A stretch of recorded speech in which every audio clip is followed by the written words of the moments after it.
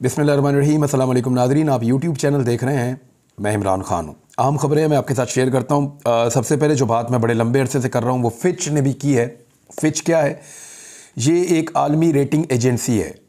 ये मुल्कों की रेटिंग जारी करती है मुख्तलिफ़ हवालों से, और ये जो टॉप 3 है दुनिया की रेटिंग एजेंसीज, उनमें से एक है फिच। फिच क्या कह रही है उसका एक छोटा सा स्टेटमेंट है, मैं आपके सामने रख देता हूं ताकि क्लैरिटी आ जाएगी कि एक्चुअली प्रॉब्लम है क्या इस वक्त। फिच का ये कहना है कि पाकिस्तान तहरीक इंसाफ को अगर साइड लाइन किया गया तो, क्योंकि उनके मुताबिक जो पाकिस्तान में अक्सरियत है अवाम की वो पाकिस्तान तहरीक इंसाफ के साथ है और उन्होंने पाकिस्तान तहरीक इंसाफ को वोट डाला है। अगर पाकिस्तान तहरीक इंसाफ को साइड लाइन किया गया तो अवामी अदम एतमाद बढ़ जाएगा, जिससे IMF से मुआहदा करना मुश्किल हो जाएगा। आलमी इदारे फिच रेटिंग एजेंसी की रिपोर्ट आ गई है। अब भी अगर पाकिस्तान के अंदर लोगों को यह बात समझ ना आए और पाकिस्तान इस बात को समझने से कासिर रहे कि अवामी उमंगों के मुताबिक हुकूमत बनाने के फ़ायदे क्या है और अवामी उमंगों के ख़िलाफ़ हुकूमत बनाने के नुकसानात क्या है, तो फिर तो अल्लाह ही हाफिज़ है। अब आलमी इदारे भी ये कहना शुरू हो गए हैं, बैनुल अक़वामी मीडिया भी ये कह रहा है और हर तरफ से ये आवाज़ आ रही है कि बहुत बड़ी धांधली हुई है और अगर पाकिस्तान इसी धांधली ज़दा हुकूमत को बनाने की तैयारी करता है और मैंडेट ऐसे लोगों के हाथ में दे दिया जाता है जिन्हें लोगों ने वोट नहीं डाला, उन्हें रिजेक्ट किया है, तो फिर पाकिस्तान का निज़ाम आगे नहीं बढ़ पाएगा और मईशत के ऊपर बहुत बड़ा धचका लगेगा और उसका नुकसान ये होगा कि IMF के साथ आपका मुआहदा करना मुश्किल हो जाएगा। IMF के साथ अगर आप मुआहदा नहीं करते, आगे नहीं बढ़ते, तो पाकिस्तान के डिफ़ॉल्ट कर जाने के इम्कानात बढ़ेंगे। अल्लाह ना करे ऐसा हो। सेंस प्रिवेल करनी चाहिए और होना ये चाहिए कि जिनको वोट मिले हैं उन्हीं के वोट गिने जाएं।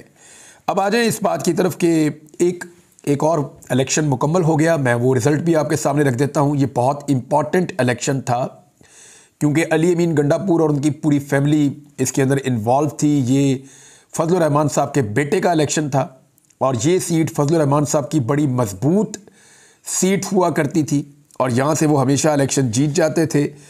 अभी इस वक्त सूरत हाल क्या है कि 6 पोलिंग स्टेशंस ऐसे थे जहाँ पे दोबारा इलेक्शन करवाया गया, हालात ख़राब होने की वजह से पहले और मल्टीपल रीज़न से ये इलेक्शन वहाँ पे ताख़ीर का शिकार हुआ। बाकी इलेक्शन आ चुका था और जब इनके ऊपर आज पोलिंग करवाई गई तो सिचुएशन बहुत अजीब थी। हल्के से बड़ी अजीब अजीब इतलात आ रही थी। 20-20 हज़ार, 15-15 हज़ार में एक वोट ख़रीदा गया है, इतना पैसा खर्च किया गया इस हल्के के अंदर। और दूसरी जानिब जो पाकिस्तान तहरीक इंसाफ का आज़ाद उम्मीदवार था, हमायत याफ्ता दावर खान कुंडी, उसका मुकाबला था मौलाना फजलुर रहमान के बेटे असद महमूद से। अब दावर खान कुंडी के पास इतने पैसे ही नहीं है कि वो वोट ख़रीदे। मैंने थोड़े अर्सा पहले इस जो कॉन्स्टिट्यूंसी है उसका विज़िट भी किया था।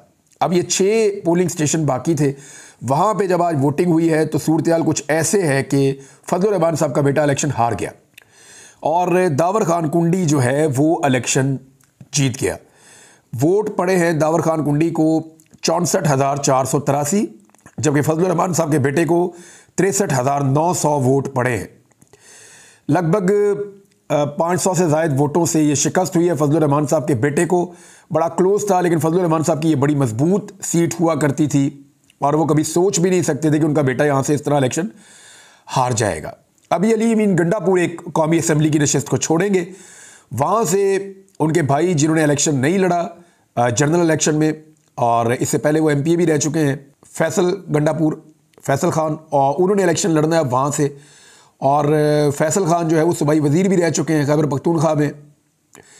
अब MNA का इलेक्शन फैसल खान को लड़ना है और मेरे ख्याल में दोबारा फजलुर रहमान साहब का बेटा उनके मद्दे मुकाबिल आएगा उस सीट पे जहाँ से अली अमीन गंडापुर ने मौलाना फजलुर रहमान को शिकस्त दी थी। वो भी एक बड़ा इंटरेस्टिंग इलेक्शन होगा आने वाले दिनों में, देखते हैं उस इलेक्शन का क्या बनता है। लेकिन ये इलेक्शन एक मरतबा फिर फजलुर रहमान साहब ने बेशक एस्टेब्लिशमेंट को बहुत लताड़ा, बहुत सारे स्टेटमेंट ऐसे दिए जिससे उन्होंने बहुत सारे पोल खोल दिए, लेकिन पब्लिक में पजीराई नहीं मिली और उनके बेटे इलेक्शन नहीं जीत पाए। दूसरी जानिब फजलुर रहमान साहब इसका रिएक्शन क्या देते हैं, ये एक बड़ा सवाल है। क्या फजलुर रहमान साहब पहले से ज़्यादा अग्रेसिव हो जाएंगे या फजलुर रहमान साहब अपने मौक़िफ़ को बदलेंगे? ये चीज़ें हमें एक आधे दिन में पता चल जाएंगी। अगर उन्होंने कोई इंटरव्यू दिया और कोई नए कट्टे खोल दिए तो पता चलेगा कि फजलुर रहमान साहब किस रास्ते पर चल रहे हैं। पाकिस्तान तहरीक इंसाफ के लिए कोई थोड़ी सी अच्छी खबर यह है कि उनके बंदे आज़ाद होना शुरू हो गए हैं। एक एक दो करके जो है वो लोग आज़ाद हो रहे हैं। गुजरात से खबर आई, वहाँ पे कुछ लोग आज़ाद हुए हैं, कुछ सेंट्रल पंजाब से लोग आज़ाद हुए हैं। लाहौर में एक दो लोगों की दोबारा इत्तला आई है, उनको आज़ाद कर दिया गया है अदालती फ़ैसलों के नतीजे में। तो अब ऐसा लगता है कि पाकिस्तान तहरीक इंसाफ के वर्कर्स ने जो बहुत सख्त और मुश्किल वक्त देखा था वो वक्त शायद ख़त्म हो रहा है और लोग बाहर आ रहे हैं। अलीम खान के मुकाबले में ज़ीशान नामी कैंडिडेट ने जेल से बैठकर इलेक्शन लड़ा था और अलीम खान साहब वो इलेक्शन जीत गए, लेकिन पाकिस्तान तहरीक इंसाफ का कहना है कि वहाँ पे धांधली हुई। अब ज़ीशान की आज रिहाई हुई है, निकलते ही उन्होंने अलीम खान पे अटैक किया है और वो ये कह रहे हैं कि इनके हलक से अपनी सीटें वापस निकालेंगे। लेट्स सी कि पाकिस्तान तहरीक इंसाफ किस तरीके से इस मूव को आगे बढ़ाती है।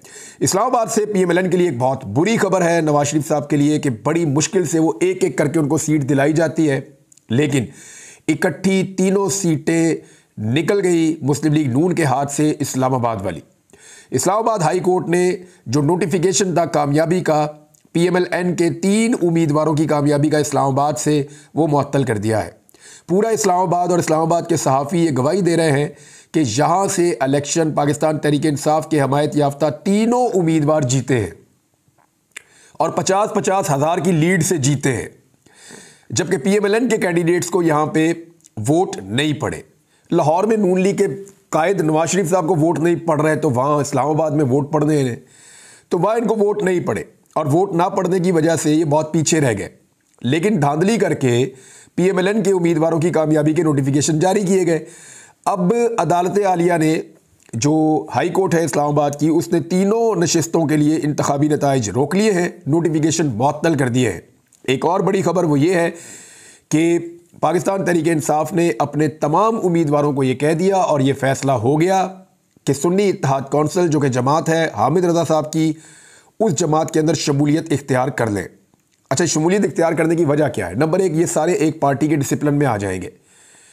जो भी आदमी उसके बाद बिकेगा या उसको ख़रीदने की कोशिश की जाएगी, सुप्रीम कोर्ट ऑफ पाकिस्तान के फैसले के मुताबिक उस पर डिफेक्शन क्लॉज लग जाएगी और वो अपनी कौमी असम्बली या सूबाई असम्बली की रुकनीत से फ़ारग हो जाएगा। यानी उसके बाद असम्बली की रुकनीत भी नहीं रहेगी और वो फ़ारग हो जाएगा और उसका वोट भी काउंट नहीं होगा अगर उसने किसी दूसरी पार्टी के हक़ में वोट डाला तो। लिहाजा जितने आज़ाद उम्मीदवार पाकिस्तान तहरीक इंसाफ की हमायत याफ्ता जीते हैं वो सब के सब अपने बयान जमा करवा रहे हैं, बयान हल्फी दे रहे हैं और साहबजादा हामिद रज़ा साहब की जमात के अंदर शामिल हो रहे हैं। और इस तरह इनको दूसरा फ़ायदा ये होगा, एक तो ये सिलसिला रुक जाएगा ख़रीदो फ़रोख्त का, हॉर्स ट्रेडिंग नहीं हो पाएगी, बंदे अपनी पार्टी के डिसिप्लिन के पाबंद हो जाएंगे। दूसरा फ़ायदा पाकिस्तान तहरीक इंसाफ को ये होगा कि जो मखसूस नशिस्तें हैं ख़वातीन की और अक़लियतों की, ये बहुत बड़ी तादाद में, क्योंकि सबसे ज़्यादा सीटें पाकिस्तान तहरीक इंसाफ ने जीती हैं पाकिस्तान में, तो वो जो मखसूस नशिस्तें हैं वो इनको मिल जाएंगी। अब इसमें एक टेक्निकल चीज़ और सामने आ रही है, लेकिन जो कानूनदान हैं उनका ये कहना है कि कोई जमात मखसूस नशिस्तों के लिए दरख्वास्त या फ़हरिस्त जमा करवाए या ना करवाए, उसके पास ये राइट मौजूद रहता है और उसके बाद जितनी सीटें होती हैं उसके तनासुब से उसको मखसूस नशिस्तें मिल जाती हैं।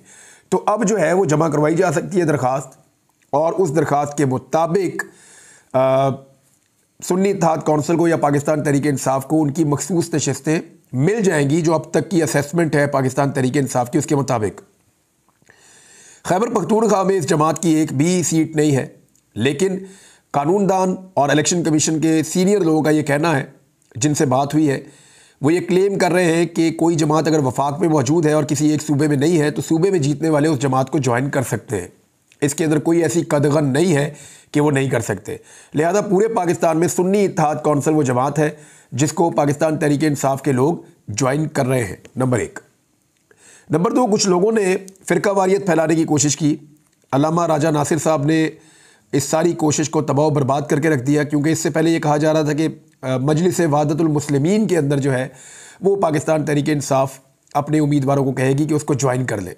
लेकिन उसके बाद बहुत सारी फ़िरका वाराना कोशिशें की गई, बहुत सारी अजीब अजीब बातें की गई और आज जब साहबजादा हामिद रज़ा साहब का नाम आया, क्योंकि एक मीटिंग हुई थी, पाकिस्तान तहरीक इंसाफ के लोग बैठे, दोनों उलमा भी बैठे हुए थे, कुछ और उलमा भी मौजूद थे वहाँ पे मीटिंग में, MWM और ये जो जमात है सुन्नी इत्तेहाद कौंसिल, ये सब लोग मौजूद थे।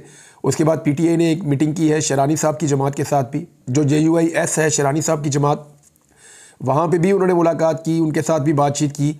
तो जो फ़िरका वारियत की कोशिश की जा रही थी, इमरान खान साहब ने शिया सुन्नी सबको एक लाइन में इकट्ठा कर दिया है। और ये तो एक कंट्रीब्यूशन है, एक तरह से आप ये समझे कि फ़िरका वारियत से आज़ाद करके सबको एक मोटिव के ऊपर इकट्ठा कर दिया है कि आपने जो पॉलिटिकल माफिया है पाकिस्तान के अंदर, उसको रोकना है, उसके रास्ते में बंद बांधना है। एक्चुअली इमरान खान साहब का मिशन ये है और इसके ऊपर सारे इकट्ठे हो गए हैं।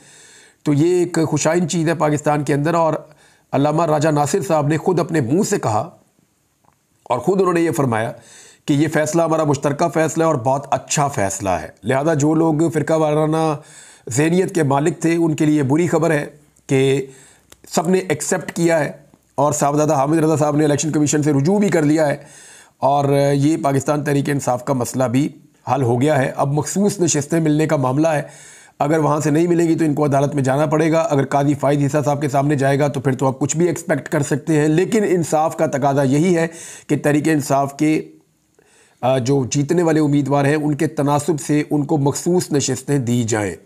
और इन मखसूस नशिस्तों के लिए पाकिस्तान तहरीक इंसाफ ने पेशावर हाई कोर्ट से रुजू भी कर लिया है और साथ ही साथ उन्होंने कहा कि मखसूस नशिस्तों के लिए कागजात जमा करवाए, जिन उम्मीदवारों ने इनकी स्क्रूटनी हुई है इनको एडजस्ट किया जाए। पाकिस्तान तहरीक इंसाफ लिस्टेड पार्टी है और मखसूस नशिस्तें हमारा हक है।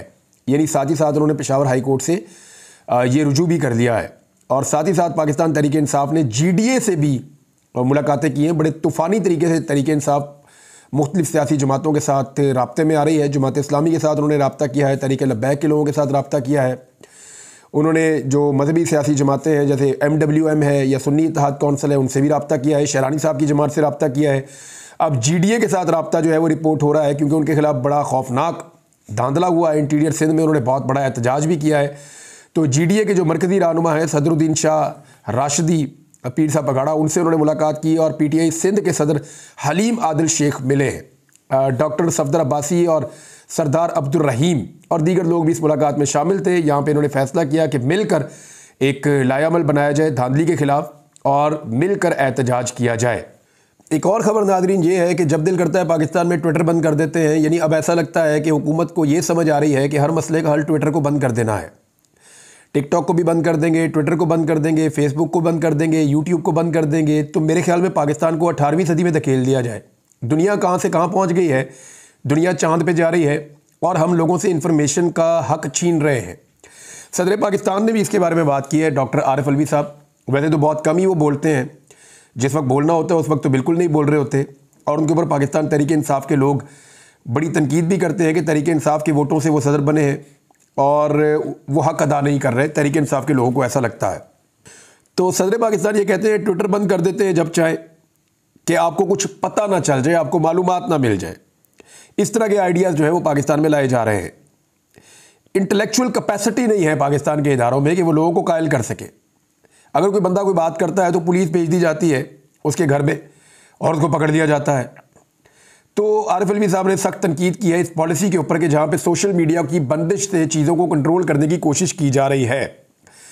ये एक ऐसा रास्ता है जिससे दुनिया पाकिस्तान को मज़ीद शक की नज़र से देखती है कि इस मुल्क में ऐसा ज़रूर कुछ हो रहा है जिसकी वजह से ख़बरों को दबाने के लिए मकामी मीडिया पे वैसे ही दबाव डाला जाता है और जो बैनुल-अक़वामी मीडिया वहाँ पे मौजूद है उसकी रसाई बंद कर दी जाती है। स्पेशली जो सोशल मीडिया उसकी रसाई बंद कर दी जाती है। जो लाहौर से एक बड़ा स्कैंडल निकला जिसका बहुत चर्चा हुआ, उस पर कुछ लोग ये कह रहे हैं कि टीवी चैनल ने इसको नहीं चलाया, वो मज़ीद तहकीक करना चाहते थे। तो मेरा एक सवाल है बुनियादी, सहाफ़ी का काम होता है ख़बर को चलाना।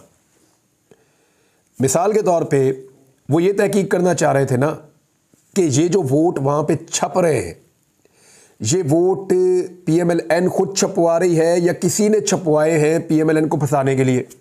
यही सवाल है ना। एक्चुअली जो वहाँ पे एडिटोरियल बोर्ड बैठा हुआ है या जो लोग बैठे हुए हैं अहम नशिस्तों पे इन चैनलों में, उनके दिमाग में यही सवाल था ना। लेकिन इस सवाल के बावजूद भी इस खबर को रोका नहीं जा सकता था। उसकी वजह यह है कि जब एक प्राइवेट जगह के ऊपर सरकारी कागज़ छप रहा है तो ये खुद एक बहुत बड़ी खबर है कि जनाब सरकारी कागज़ कैसे एक प्राइवेट जगह पे छप सकता है। अब उसकी तहकीकात करवा लीजिए। हो सकता है कि जो दिखाई दे रहा है कि नवाज शरीफ साहब अपनी इज्जत बचाने के लिए धांधली करवा रहे हैं और ये जाली पेपर छाप रहे हैं, बैलेट पेपर। हो सकता है नवाज शरीफ को फंसाने के लिए कोई साजिश हो रही हो, लेकिन जो भी हो रहा है इस खबर को रिपोर्ट जरूर किया जाना चाहिए था। इंतहाई परले दर्जे की सहाफती बददयानती है कि इतनी बड़ी चीज आपके सामने आई कि एक सरकारी कागज एक प्राइवेट प्रेस के अंदर छप रहा है और आपके रिपोर्टर जान पर खेल कर जाते हैं और जाकर उसकी फुटेज बनाकर लाते हैं और आप उसको ये कहकर नहीं चलाते कि जनाब इसको भी देखना पड़ेगा। वो इसलिए कि कायदे मोहतरम जनाब मियाँ नवाज शरीफ साहब का नुकसान हो रहा है इस खबर के चलने में। तो ये सहाफती बददयानती है। हाँ, आप ये कह सकते थे कि जनाब पेपर छप रहा है, बैलेट पेपर छप रहा है, तहकीकात करवाई जाए। आप नाम ही ना ले नवाज शरीफ का, आप नाम ही ना ले और किसी चीज़ का, आप पीटीआई का भी नाम ना ले, लेकिन आपको ये ज़रूर कहना होगा कि जनाब पेपर छप रहा है जो गैर कानूनी है। एक गैर कानूनी चीज़ आपके सामने आई और आपने उसको छुपा लिया सिर्फ इस बुनियाद पर कि कायदे मोहतरम को उसका नुकसान हो जाएगा। तो मियाँ नवाज शरीफ साहब को कहाँ कहाँ बचाएगा पाकिस्तान का मीडिया और कब तक बचाएगा? पाकिस्तान में सोशल मीडिया तो मौजूद है ना, तो बेचारा बहुत मुश्किल हो जाएगा। वो दोनों सहाफ़ी काफ़ी परेशान हैं, लेकिन उन दोनों ने किसी किस्म की कोई खबर नहीं दी, ना दोनों ने ट्विटर पे दी, ना सोशल मीडिया पे किसी और जगह पे दी, बल्कि उन्होंने बड़ा मोहतात रवैया अपनाया, क्योंकि वो ये जानते थे कि इस तरह की खबर देने के बाद इसके आफ्टर शॉक्स कैसे होंगे। लेकिन ये खबर बाहर आ गई और अब खबर बाहर आने के बाद राब्ता भी मुश्किल हो रहा है दोनों सहाफ़ियों से। मैंने कोशिश की है, राय साकिब तो बिल्कुल छोटे भाइयों की तरह है, मैंने भी ऑडियो मैसेज भी उनको छोड़ा है, हो सकता है मेरा उनसे रब्ता हो जाए। मियां अली अशफाक का मुझे फ़ोन आया था, वो भी ये कह रहे थे कि ये एक सिचुएशन क्रिएट हो गई है, क्योंकि उनके भी ताल्लुकात हैं सहाफ़ियों के साथ, और देखते हैं कि इसमें होता क्या है। लेकिन इन पेपर्स को इस्तेमाल कहाँ किया जाता है मैं आपको ये बता देता हूँ। ये जो जाली वोट बनाए जाते हैं, डब्बों में भर दिए जाते हैं, और इलेक्शन कमीशन के अंदर जब आप दरख्वास्त देते हैं ना बतौर कैंडिडेट के मेरे साथ धांधली हो गई है, तो वो निकालते हैं डब्बे, खोल के वोट गिन के वापस बंद कर देते हैं और कोई काम नहीं करते। इलेक्शन कमीशन के पास ये कैपेसिटी नहीं है कि वो फॉरेंसिक ऑडिट करे, ये वो नहीं कर सकता, ट्रिब्यूनल में जाना पड़ता है। यानी कोई बंदा अगर ट्रिब्यूनल में जाएगा, ट्रिब्यूनल को एक्चुअली तो फैसला 3 महीने में करना होता है, लेकिन मैं आपको एक मिसाल दे देता हूँ, आपको सारी बात समझ आ जाएगी। इलेक्शन कमीशन के पास कोई जाएगा, वो ये जाली वोट निकाल के सामने रख के गिन देंगे, जनाब ये देखो इनके इतने और आपके इतने, लिहाजा ये जीत गए। इलेक्शन कमीशन लिख के दे देगा जी उनको नोटिफाई हमने कर दिया है। अब आप दोबारा ट्रिब्यूनल में जाएंगे और आप जाके अदालतों के दरवाजे खटखटाएंगे, आप कहेंगे यार हमें इंसाफ दें, आप हमें इंसाफ दें, आप वोटों को चेक करें, ये वोट जाली है जो इसके अंदर से निकले हैं। तो जाली वोट को चेक करने के लिए क्या होगा, उसका फॉरेंसिक ऑडिट होगा। उसके बाद टीमें बैठेंगी, जो टेक्निकल लोग हैं वो बैठेंगे और वो चेक करेंगे कि अंगूठे का निशान, वो चेक करेंगे सीरियल नंबर, वो चेक करेंगे कागज़ की क्वालिटी, वो चेक करेंगे टेम्परिंग, वो चेक करेंगे स्याही का इस्तेमाल कि ये वाला पेन कौन सा था, ये कौन, हर चीज़ वो चेक करेंगे। और जब वो सारा कुछ चेक कर लेंगे तो उसके बाद वो एक रिपोर्ट जारी करेंगे। लेकिन वो तो काम होना ही नहीं है।